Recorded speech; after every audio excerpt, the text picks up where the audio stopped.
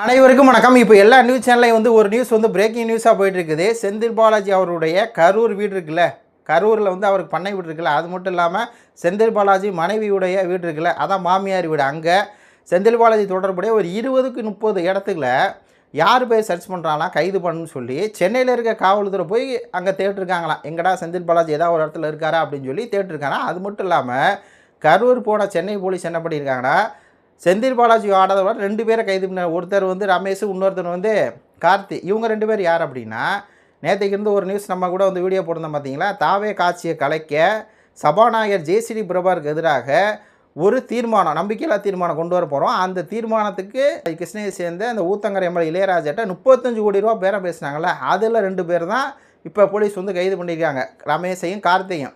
மொத்தம் 5 பேர். 5 பேர்த்தில் 3 பேர் யாருன்னா திருநாவுக்கரசு, நரேஷ், தியாகராஜா. இவங்க 3 பேரை நேற்றே கைது பண்ணிட்டாங்க. ஆனால் இந்த மீதி 2 பேர் இருக்காங்களா, 2 பேர் கரூர் சேர்ந்தவங்க. யாருன்னா ரமேஷும் கார்த்தி. இவங்களே கைது பண்ணிட்டாங்க. சென்னை போலீஸ் போய் கரூருக்கு போய் இப்போ இந்த 2 பேரை கைது போட்டால் 5 பேர், இந்த பேரத்தில் ஈடுபட்ட 5 பேரை கைது பண்ணிட்டாங்க.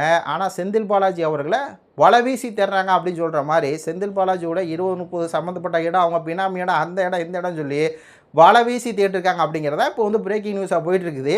இதில் என்ன சம்பவம் அப்படின்னா, நேற்றுக்கு நம்ம வீடியோ போட்டிருப்போம். தாவே காட்சியை கலைக்கிறதுக்கு திமுக ஹெவியாக முயற்சி பண்ணுறாங்க அப்படிங்கிறது நல்லா தெரியுது. குதிரை பேரத்தை நடத்துகிறாங்க, தாவேக்கா நடத்துது, சோபா மாடன்னு சொல்லி ஒரு பக்கம் உதயநிதி, ஸ்டாலின்லாம் இப்படி பேசினா கூட, அதான் 3 மாதம் 6 மாதம் நாங்கள் ஆட்சி கலைக்க போகிறோன்னு சொல்லி இப்படி பேசினா கூட, இன்னொரு பக்கம் தாவேக்கா ஆட்சியை கலைக்க மாமா வேலை பார்த்துருக்காங்க. ஐ மீன் மாண்புமிகு மானமிகு ஒரு வேலையை பார்த்துருங்க. அப்படி தான் எடுக்கணும். ஏன்னா இந்த திருநாவுக்கரசு ஐடிபிசி அந்தாலும் புரோக்கர் தான் அப்படின்னு சொல்லி நேற்று கூட சாட்டை சொன்னார் பாருங்க.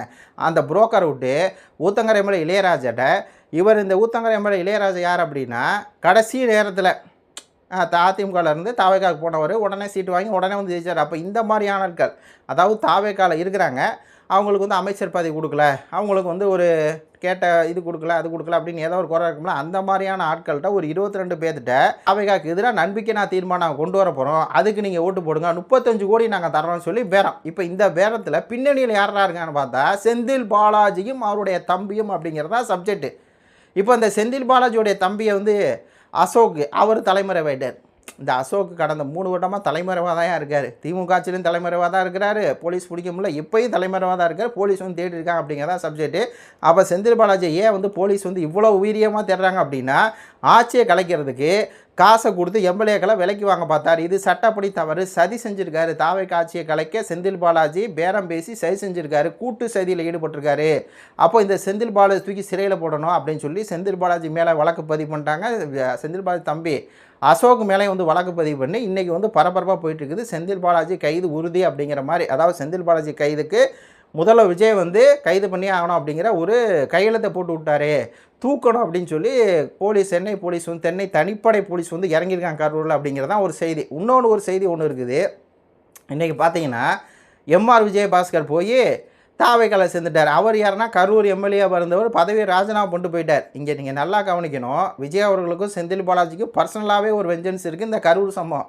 அதில் இப்போ இந்த எம்ஆர் விஜயபாஸ்கர் ராஜினாமா பண்ணிட்டாரா, தாவேக்கால சேர்ந்துட்டாரா. இப்போ என்ன இடைத்தேர்தல் வருமா, அந்த இடைத்தேர்தலில் விஜய் அவர்கள் கரூர் போகணுமா, கரூரில் பிரச்சனை பண்ணுமா. அப்போ கரூரில் நான் பிரச்சனை பண்ணும்போது செந்தில் பாலாஜிங்கிற ஒருத்தர் சிறையில் தான் இருக்கணும் அப்படின்னு சொல்லி விஜய் அவர்கள் ஆல்ரெடி திட்டம் போட்டார் அப்படிங்கிற ஒரு செய்தி கிடச்சிருக்குது. எப்படின்னா, இப்போ செந்தில் பாலாஜி செந்தில் பாலாஜி அப்படின்னா அவர் தான் திமுகவுடைய கரூர் முகமாக இருக்கார். கரூர்னாலே செந்தில் பாலாஜி தாண்டா பெரிய கையே, அதனால தாண்டா எல்லாமே அப்படிங்கிற மாதிரி இருக்குது. ஆனாலும் கோவை தெற்கில் போய் அவர் போட்டி போகிறார். ஏன்னா இந்த கரூர் சம்பவம், இந்த கரூர் சம்பவத்தில் விஜய் தொடர்ந்து குற்றச்சாட்டு வச்சுருக்கார். செந்தில் பாலாஜி தான் காரணம், அவர் 100க்கும் மேற்பட்ட ஆட்களை உள்ளே இறக்கிட்டார், செருப்பை வீசிட்டார், கரண்டை கட் பண்ணிட்டார், அங்கே அவருடைய ஆட்களை இறக்கி விட்டு அவர் தான் கரூர் சம்பவம் பண்ணார் அப்படின்னு சொல்லவும் அதுக்கு பயந்துட்டு போய் தான் என்ன பண்ணார், செந்தில் பாலாஜி சிபிஐ வரையும் கூப்பிட்டு விசாரிக்க வந்தால் நம்ம இங்கே இருந்தோம்னா நம்மளுக்கு திருப்பி ஆபத்து வரும்னு சொல்லி கோவை தெற்கில் போய் அவர் போட்டி போட்டார். ஆனாலும் கூட கரூரில் யாரோட கைதாக ஓங்கியிருக்கும், கரூர் திமுகனா அது செந்தில் பாலாஜி கைதாக ஓங்கியிருக்கும். அப்போ அந்த செந்தில் பாலாஜி வெளியே இருக்கக்கூடாது, நான் கரூரில் இடைத்தேர்தல் பிரச்சாரத்துக்கு போகக்குள்ள செந்தில் பாலாஜி சிறையே தான் இருக்குன்னு சொல்லி விஜய் அவர்கள் முடிவு பண்ணியிருக்காரு. அது ஒன்று. ஆனால் அதில் ஒரு சட்ட சிக்கல் என்ன இருக்குன்னா, இப்போது செந்தில் பாலாஜி முன்னாள் அமைச்சர், செந்தில் பாலாஜியை கைது பண்ணோம் அப்படின்னா அது ஆளுநருடைய ஒப்புதல் தேவை. இப்போ அந்த ஆளுநருடைய ஒப்புதல் ஆல்ரெடி பார்த்தீங்கன்னா, விஜய் அவர்கள் ஆட்சிக்கு வந்து வேறு எந்த அமைச்சரும் வந்து கைது பண்ணி விசாரிக்கணும் அப்படின்னு சொல்லி ஆல்ரெடி ஒப்புதல் கேட்கல. 20 நாளைக்கு முன்னாடி ஆட்சிக்கு வந்து 20 நாள் போய் வந்து தமிழ்நாடு அரசு சார்பாக செந்தில் பாலாஜி அவர்களை கைது பண்ணி அங்கே விசாரிக்கணும் அப்படின்னு சொல்லி அதில் வந்து கையெழுத்து போடுங்க, ஒப்புதல் வழங்க அப்படின்னா, ஆளுநர் வந்து பார்த்தீங்கன்னா அறலேக்கர் என்ன பண்ணுறாரு, கையெழுத்து போட மாட்டேங்கிறார். இந்த இடத்துல ஆளுநர் அறலேக்கர் பிஜேபிக்காரா இல்லை திமுக காரா அப்படிங்கிறது தெரில.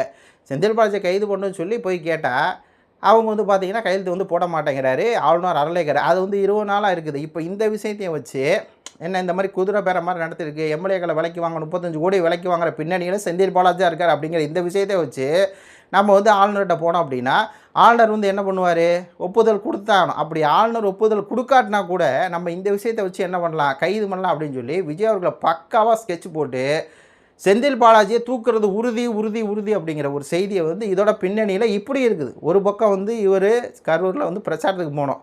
அங்கே செந்தில் பாலாஜி இருந்தால் ஜெயிக்கிறதுக்கு என்ன, செந்தில் பாலாஜி கண்டிப்பாக வந்து எந்த மாதிரியான பணம் இறப்பாருன்னு தெரியும். கோவை தெருக்கில் போகிறாரு. கோவை தெருக்கு என்ன தான் அதிமுகவுடைய கோட்டையாக இருந்தால் கூட பணத்தை வாரி இறக்கிறாரு. 5000 10,000 அந்த நேரத்தில் வந்து செய்தி வந்து கோவை தெருக்கில் வந்து 20,000 கொடுக்குறாங்க ஒரு ஓட்டுக்கு அப்படின்னு சொல்லி. அப்போ எப்படி வேணால் ஜெயிக்க வைப்பார் செந்தில் பாலாஜி அப்படிங்கிறவர்.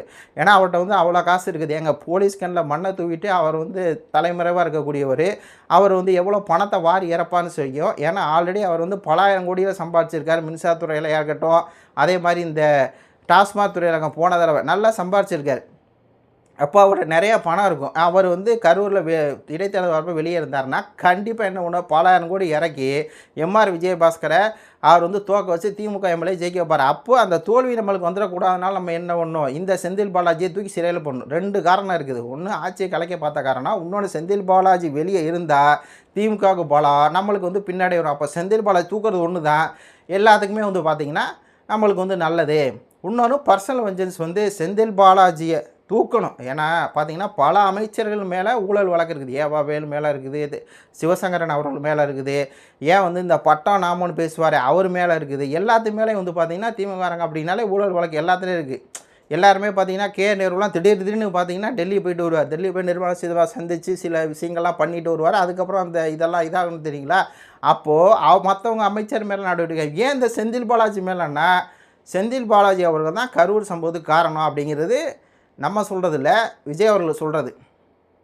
அப்போது பல ஆங்கிளில் இப்போ 3 ஆங்கிளில் என்ன ஆகுது, செந்தில் பாலாஜியை தூக்கணும். ஒன்று செந்தில் பாலாஜி குதிரை பெறா, 2வது செந்தில் பாலாஜி இருந்தார்னா வெற்றிக்கு வந்து ஆப்பு வைப்பார், 2வது காசை இறப்பார், அப்படி பின்னாடி வரும். 3வது என்ன, பர்சனலாகவே வந்து செந்தில் பாலாஜி வந்து சிறையில் இருக்கணும்னு சொல்லி கரூர் சம்பவத்தில் 1 to 1 பார்த்தீங்கன்னா. ஏன்னா விஜய் அவர்களே சொல்கிறார், மற்ற இடத்துல நாங்கள் வந்து பிரச்சாரத்துக்கு போகிறோம், எங்களுக்கு ஒன்றும் ஆகலை, அதாவது கூட்ட நெருலாம் இருந்தால் கூட நெரிசல் ஏற்படல, ஆனால் இங்கே மட்டும் எப்படி ஏற்பட்டிருக்கு, அதுக்கு காரணம் இவர் தான் சொல்லி சிபிஐ வரையும் வந்து இவர் வழக்கு கொடுத்து வச்சுருக்காரு. அப்போ அதெல்லாம் இருக்கும் இல்லையா, அதன் மூலியமாக தான் இந்த 3 விஷயத்தில் தான் செந்தில் பாலாஜி வந்து தூக்க வந்து விஜய் முடிவெடுத்துட்டார் அப்படின்னு சொல்கிறாங்க. இன்றைக்கி போலீஸும் வந்து பார்த்திங்கன்னா செந்தில் பாலாஜி வந்து தேடிட்டு இருக்காங்க. எனக்கு தெரிஞ்சு இன்றைக்கி இல்லை நாளைக்கு செந்தில் பாலாஜி சிறையில் கழிதும்பார். ஏற்கனவே 400 to 500 நாள் கழிதுண்டார்.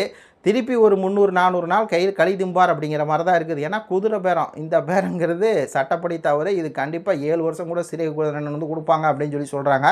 பார்க்கலாம் இது என்ன நடக்குதுன்னு சொல்லி அடுத்தடுத்து அப்டேட் பண்ணுறேன். உங்கள் கருத்துக்களை சொல்லுங்கள். நன்றி, வணக்கம்.